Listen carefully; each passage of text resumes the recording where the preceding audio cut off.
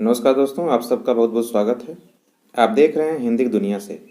विभिन्न प्रतियोगिता परीक्षाओं में प्रायः प्रश्न पूछा जाता है कि हिंदी की पहली एकांकी कौन है और इसी एकांकी को हिंदी की पहली एकांकी क्यों माना जाता है। तो आज की वीडियो में इसी पर चर्चा की जाएगी। इस चैनल पर हिंदी का पहला उपन्यास, हिंदी की पहली कहानी, हिंदी का पहला नाटक और हिंदी का पहला रिपोर्टाज पर वीडियो आ चुकी है। आप प्लेलिस्ट में जाकर देखिए। तो चलिए आज का टॉपिक शुरू किया जाए। हिंदी की पहली एकांकी कौन है, इसको जानने के पहले यह जान लीजिए कि एकांकी होती क्या है। किस रचना को एकांकी कहते हैं। एकांकी भी गद्य साहित्य की एक रचना विधा है, जिस तरह से उपन्यास, कहानी, नाटक, निबंध आदि हैं। एकांकी नाम में ही एकांकी का मतलब छिपा है। एकांकी शब्द का अर्थ है एक अंक वाला। इसमें केवल एक अंक होता है। एक अंक वाले नाटकों को एकांकी कहा जाता है। आधुनिक हिंदी साहित्य में एकांकी शब्द का प्रचलन अंग्रेजी के वन एक्ट प्ले के अर्थ में हुआ है। अंग्रेजी के वन एक्ट प्ले शब्द के लिए हिंदी में एकांकी नाटक और एकांकी दोनों ही शब्दों का समान रूप से व्यवहार होता है। एकांकी साहित्य की वह विधा है जो नाटक के समान अभिनय से संबंधित है और जिसमें किसी घटना या विषय को एक अंक में प्रस्तुत किया जाता है, जबकि नाटक में कम से कम 5 अंक होते हैं। एकांकी एक अंक का दृश्य काव्य है जिसमें एक कथा तथा एक उद्देश्य को कुछ पात्रों के माध्यम से प्रस्तुत किया जाता है। जिस तरह से नाटक में अभिनय होता है, उसी तरह से एकांकी में भी अभिनय होता है, लेकिन एकांकी की भावभूमि संक्षिप्त होती है। बस यह समझिए कि जितना अंतर उपन्यास और कहानी में होता है, उतना ही अंतर नाटक और एकांकी में होता है। एकांकी में एक ही अंक होता है, कथानक भी एक होता है और उद्देश्य भी एक ही होता है। एकांकी में नाटक की तरह कथानक का उलझाव या संगुम्फन नहीं होता है और एकांकी का समय 20 से 30 मिनट तक होता है। इससे ज़्यादा नहीं होता है, इससे कम का हो सकता है। ध्यान दीजिए कि आधुनिक एकांकी पाश्चात्य साहित्य की देन है। यह नाटक साहित्य का वह नाट्य प्रधान रूप है जिसके माध्यम से मानव जीवन के किसी एक पक्ष, एक चरित्र, एक कार्य अथवा एक भाव की कलात्मक व्यंजना की जाती है। डॉक्टर रामकुमार वर्मा के अनुसार एकांकी में एक ऐसी घटना रहती है जिसका जिज्ञासापूर्ण एवं कौतूहलमय नाटकीय शैली में चरम विकास होकर अंत होता है। तो वर्मा जी के अनुसार एकांकी की यह परिभाषा है जो कहती है कि एकांकी में एक घटना होती है जिसके चरम पर एकांकी समाप्त हो जानी चाहिए ताकि उसका प्रभाव दर्शकों या श्रोताओं पर बहुत समय तक बना रहे। एकांकी का प्राण तत्व है संघर्ष। संघर्ष से ही नाटकीयता का सृजन होता है। हिंदी एकांकी को नाटक से अलग अपना स्वतंत्र अस्तित्व स्वीकार करने के लिए बहुत संघर्ष करना पड़ा। तो यह तो हो गया कि एकांकी किसे कहते हैं। अब आइए देखा जाए कि हिंदी की पहली एकांकी कौन है। हिंदी की पहली एकांकी से तात्पर्य यहाँ हिंदी की पहली आधुनिक एकांकी से है। वैसे संस्कृत नाट्यशास्त्र में नायक के चरित्र, इतिवृत्त, रस आदि के आधार पर रूपकों और उपरूपकों के जो भेद किए गए हैं, उनमें से अनेक को डॉक्टर कीथ ने एकांकी नाटक कहा है। इसी प्रकार 10 रूपक और साहित्य दर्पण में वर्णित व्यायोग, प्रहसन, भाग, वीथी, नाटिका, गोष्ठी, सट्टक, नाट्यरासक, प्रकाशिका, काव्य प्रेक्षण, प्रकरणिका, हल्लीस आदि रूपकों और उपरूपकों को आधुनिक एकांकी के निकट संबंधी कहना अनुचित न होगा। रूपकों और उपरूपकों के 15 भेद एकांकी से संबंधित हैं, अर्थात एक अंक वाले नाटक हैं।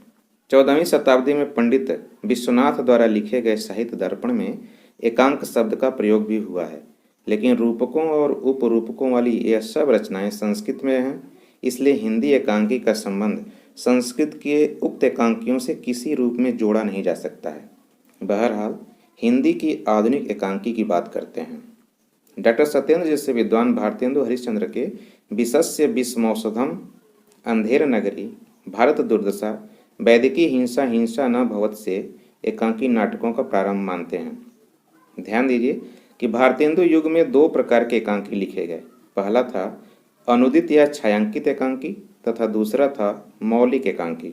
लेकिन इन्हें आधुनिक एकांकी का प्रारंभिक रूप तो कहा जा सकता है, लेकिन एकांकी कला का विकसित रूप इनमें नहीं मिलता। ये अभिनय की जगह पाठ्य अधिक हैं, मतलब इनका अभिनय कठिन है, इन्हें पढ़ना आसान है। साथ ही साथ इनमें संकलन त्रय का भी अभाव है। देश या स्थान, काल और वातावरण को संकलन त्रय कहा जाता है, जो किसी भी नाटक या एकांकी का अनिवार्य तत्व है। तो भारतेंदु युग की एकांकियों का दावा प्रथम एकांकी होने से हट गया, क्योंकि ये सिर्फ नाम की एकांकी थीं। कुछ विद्वान जैसे सोमनाथ गुप्त, सच्चिदानंद हीरानंद, वात्स्यायन अज्ञेय इत्यादि हिंदी एकांकी का प्रारंभ जयशंकर प्रसाद द्वारा लिखे गए एक घूंट नामक एकांकी से मानते हैं, जिसकी रचना 1929 ईस्वी में हुई थी।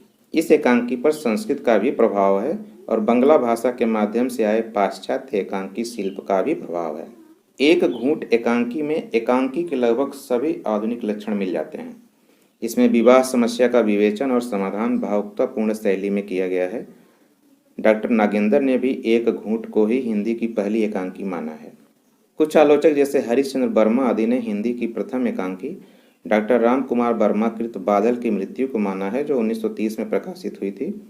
यह एक घूंट के 1 साल बाद प्रकाशित हुई थी।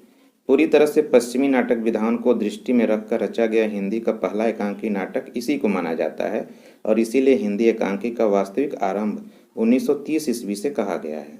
कुछ विद्वान, जिनमें रांगेय राघव प्रमुख हैं, एकांकी का सूत्रपात भुवनेश्वर प्रसाद के कारवां से मानते हैं। कारवां का प्रकाशन 1935 में हुआ था, जिसमें 5 एकांकी संकलित हैं। पहली है श्यामा, दूसरी एकांकी है एक साम्यहीन समाजवादी, तीसरी एकांकी है प्रतिमा का विवाह, चौथी एकांकी है शैतान और 5वीं एकांकी है लॉटरी। इन 5 एकांकियों के नाम आप लोग याद कर लीजिए, अक्सर परीक्षाओं में पूछी जाती हैं। भुवनेश्वर प्रसाद की भी हालत मुक्तिबोध जैसी ही थी। जीते जी इन दोनों लोगों को हिंदी साहित्य में उतनी इज्जत नहीं मिली, लेकिन ये दोनों लोग अपने समय से आगे के साहित्यकार थे।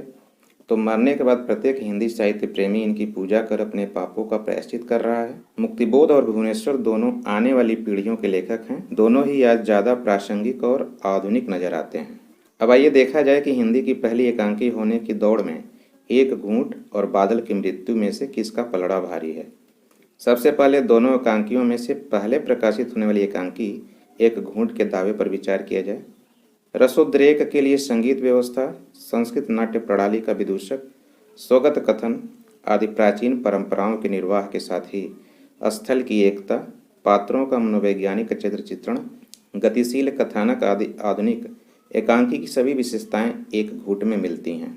अतः भारतेंदु हरिश्चंद्र ने यदि आधुनिक एकांकी की नींव डाली है तो उसे पल्लवित और पुष्पित करने का श्रेय प्रसाद जी को है। इसीलिए आधुनिक एकांकी साहित्य की प्रथम मौलिक कृति के रूप में जयशंकर प्रसाद का एक घूंट एकांकी ही मानी जाती है। यहीं से एकांकी के शिल्प में महत्वपूर्ण परिवर्तन दिखते हैं। इसीलिए जयशंकर प्रसाद के एक घूंट को हिंदी का पहला एकांकी होने का गौरव प्राप्त है।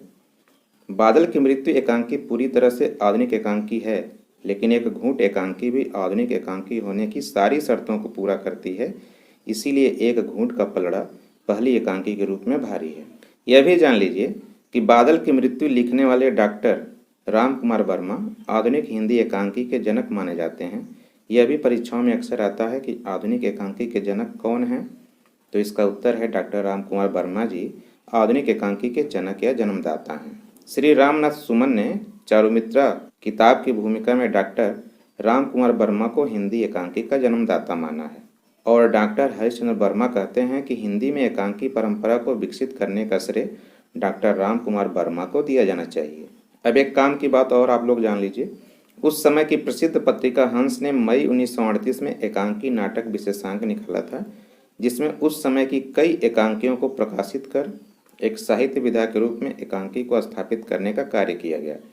हंस के पहले संपादक मुंशी प्रेमचंद थे, जिन्हें कथा सम्राट और उपन्यास सम्राट के नाम से भी जाना जाता है।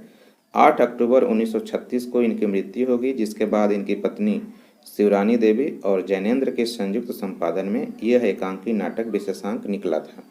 अब एक प्रश्न आपके लिए, इसका उत्तर आप कमेंट बॉक्स में दीजिए। प्रश्न है, श्यामा एकांकी के रचनाकार कौन है। पहला विकल्प है भारतेंदु हरिश्चंद्र, दूसरा विकल्प है जयशंकर प्रसाद, तीसरा विकल्प है डॉक्टर राम कुमार वर्मा, चौथा विकल्प है भुवनेश्वर प्रसाद। तो दोस्तों, उम्मीद है कि यह वीडियो को पसंद आई होगी। वीडियो अगर पसंद आई है तो लाइक कीजिए, कमेंट कीजिए और वीडियो को शेयर कीजिए। और अगर आप हमारे चैनल पर नए हैं तो प्लीज़ हमारे चैनल को सब्सक्राइब कीजिए। सब्सक्राइब करने के बाद बेल आइकन को प्रेस करना मत भूलिएगा, ताकि न्यू वीडियोज़ के अपलोड होने की सूचना आपको तुरंत मिले। मिलते हैं अगले वीडियो में, तब तक के लिए नमस्कार। आपका दिन शुभ हो।